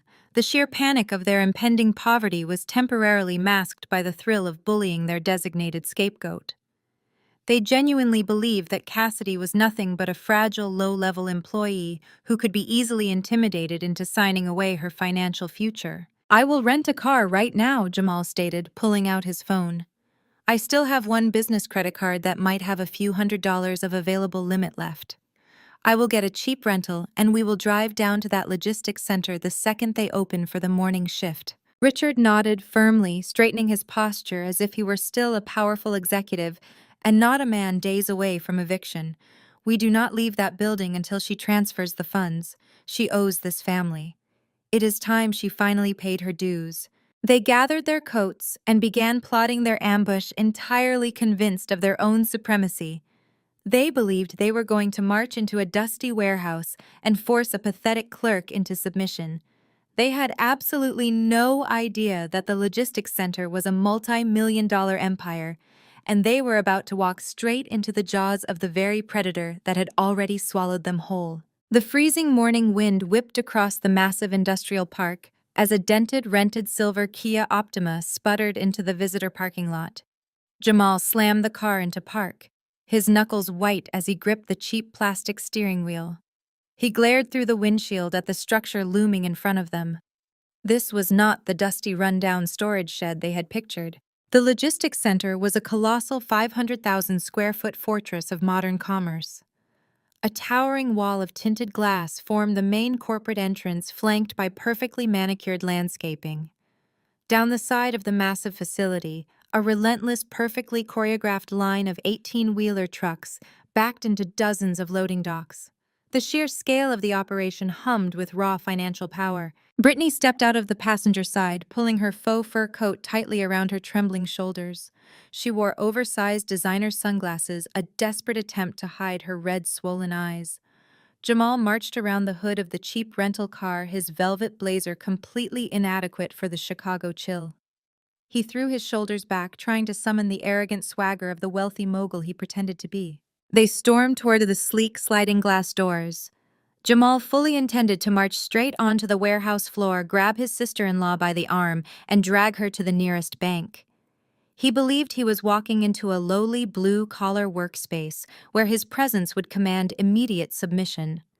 The sliding doors parted with a quiet swoosh. Jamal and Brittany strode into the lobby and immediately froze. This was no dusty warehouse floor. The grand atrium featured polished concrete floors, soaring 30-foot ceilings, and a massive living green wall.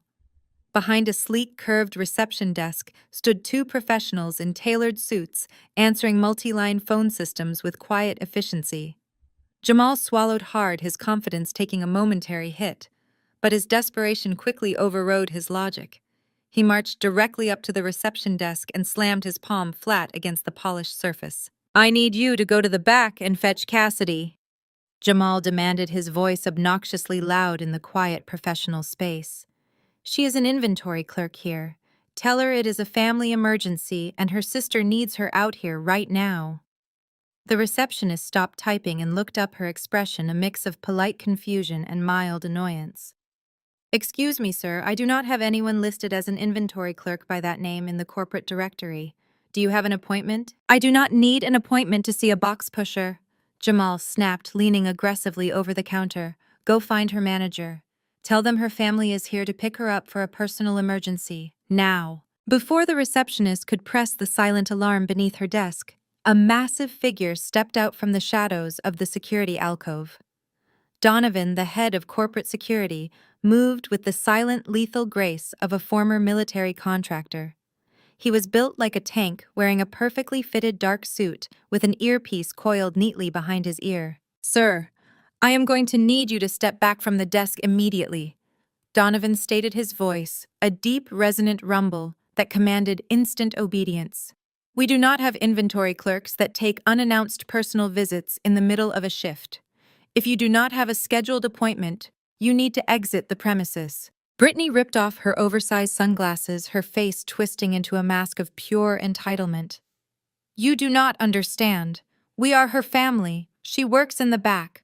Tell her supervisor that Brittany is here and she needs to come out to the lobby this second. Donovan crossed his massive arms over his chest. He looked at Brittany, then at Jamal, completely unfazed by their temper tantrums. Lady, I do not care who you think you are. The person you are asking for does not take walk-in appointments. Now return to your vehicle before I have you officially trespassed from this property. Jamal puffed out his chest, stepping aggressively toward the security director. He tried to summon the intimidation tactics he used on desperate homebuyers. Do you know who I am? I am a top-tier real estate broker in this city. You go get her right now, or I will personally make sure you lose your job. Donovan actually laughed.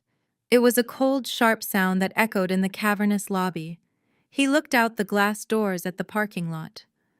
A top-tier real estate broker. In a rented Kia. Sure you are, buddy. The door is right behind you. Walk through it yourself, or I will physically throw you through it.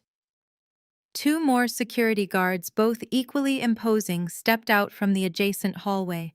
The message was abundantly clear. The bullying was over.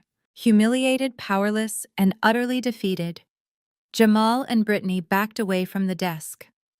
They turned and marched out the sliding glass doors, the heavy gaze of the security team burning into their backs. They practically ran back to the rented Kia. Jamal was shaking with a toxic cocktail of adrenaline and pure rage. He kicked the front tire of the cheap sedan, screaming a string of profanities into the freezing wind. Brittany leaned against the passenger door, sobbing into her hands as the final desperate plan crumbled to dust. Jamal yanked his phone from his pocket with trembling fingers. He hit a speed dial contact and pressed the phone against his ear. The external security cameras mounted just above them on the facility wall tracked their every movement.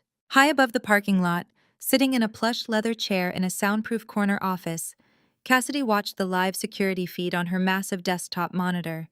She tapped a key on her keyboard, turning up the external audio feed.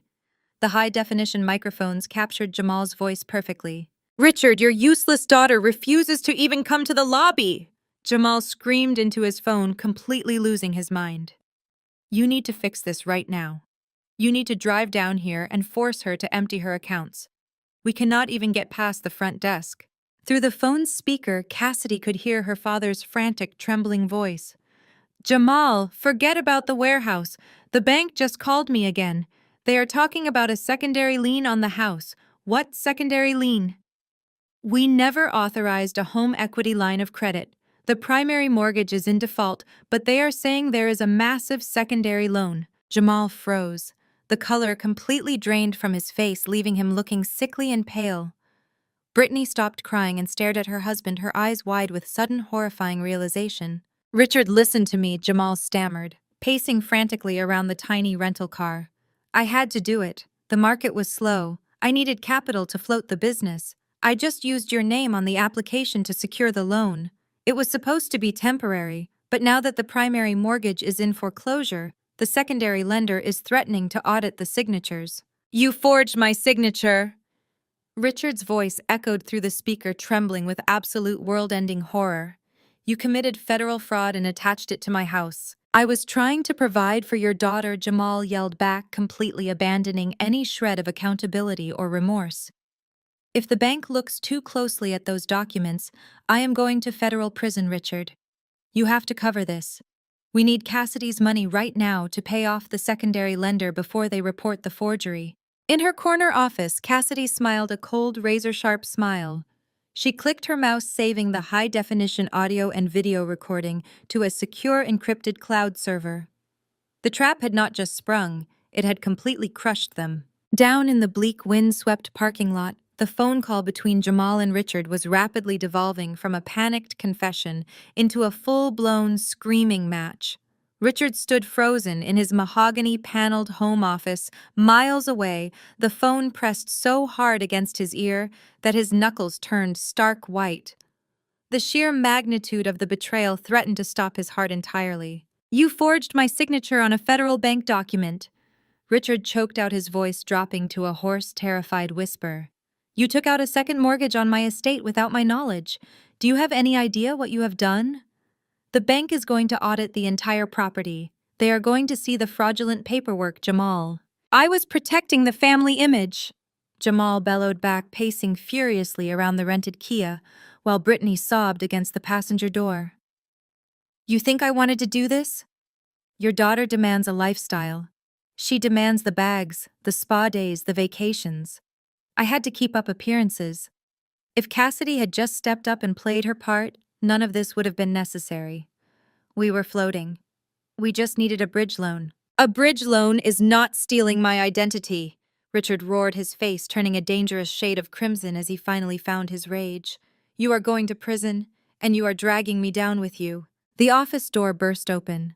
Patricia stood in the doorway, clutching her silk robe, having heard Richard's terrified screams echoing through the empty, repossessed mansion. She marched forward with the aggressive entitlement she applied to every situation and snatched the phone directly from her husband's trembling hand. "What is going on?" Patricia demanded, her voice shrill and demanding. "What is Jamal saying about the bank?" Richard collapsed into his heavy leather chair, burying his face in his hands. "He took out a secondary mortgage on the house, Patricia. He forged my signature. The primary lender is foreclosing and the secondary lender is going to discover the fraud. He ruined us. Jamal is a felon." Patricia stared at her husband as the horrific reality washed over her. The golden son-in-law, the man they had paraded around the country club, the man they had used to constantly belittle Cassidy, was nothing but a desperate, lying criminal. Any rational mother would have instantly demanded Jamal turn himself in to the authorities. Any rational human being would have recognized that Jamal and Brittany's unhinged greed had driven the final nail into their collective coffin. But Patricia's mind was a fortress of absolute delusion. Her brain simply could not process that her golden child and her perfect son-in-law were the villains of the story. If she accepted that, she would have to accept her own failure. Therefore, her warped psychology frantically searched for the only acceptable scapegoat she had ever known. "This is all Cassidy's fault," Patricia stated, her voice suddenly dropping into a chilling, venomous calm. Richard looked up through his fingers, entirely bewildered. "What, Patricia? Jamal forged my signature on a federal loan. He committed wire fraud. And why did he have to do that?" "Richard," Patricia snapped, pointing a manicured finger at the phone, "because your selfish, ungrateful daughter refused to help her own family. If Cassidy had just given us her retirement savings at Thanksgiving, like we asked, Jamal would not have been backed into a corner. She saw us struggling. She knew Brittany needed capital. She forced Jamal to take desperate measures to protect this family. She did this to us intentionally, out of pure jealousy." Through the speakerphone, Jamal eagerly latched onto this insane narrative. "Exactly. I was pushed into this, Patricia. I was trying to save all of us from Cassidy's financial selfishness. I was being a provider. Do not worry, Jamal." Patricia cooed into the phone, completely ignoring the fact that he had just committed identity theft against her own husband. "We are going to fix this. We are going to make her pay for what she has done to this family." Patricia slammed the phone down on the receiver, hanging up on Jamal. Her eyes were wide, burning with a frantic, unhinged energy. She grabbed her own smartphone from the pocket of her robe and furiously pulled up Cassidy's contact. She did not care that her calls had been blocked. She knew the carrier would still deliver voicemails, and she was determined to unleash the full force of her toxic wrath. In her corporate corner office, Cassidy watched the security feed as Jamal and Brittany finally climbed into their rented Kaya and sped out of the industrial park in utter defeat. A moment later, the red voicemail indicator flashed on her desk phone. She pressed the speaker button, leaning back in her leather chair to listen to her family's absolute descent into madness. "Cassidy, you listen to me very carefully." Patricia's voice hissed through the speaker, trembling with barely contained fury. "I know exactly what you are doing. You intentionally forced Jamal into a financial crisis out of pure malicious jealousy.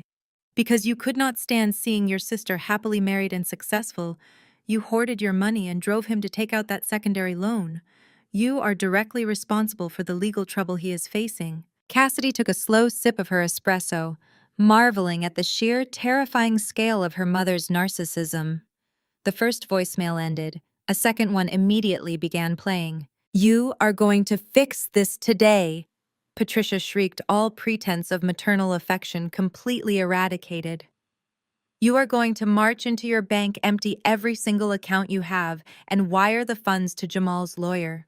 You owe us for raising you. You owe us for putting a roof over your head for 18 years. If you refuse to bail out your brother-in-law, I swear to God, I will drag you through the court system. I will sue you for elder abandonment. I will file a lawsuit claiming you financially abused your parents and intentionally caused us to lose our home. I will make sure everyone in your miserable little life knows you let your family face federal charges out of pure spite." A third voicemail dropped into the queue, heavy with desperate malice. "You have 24 hours, Cassidy."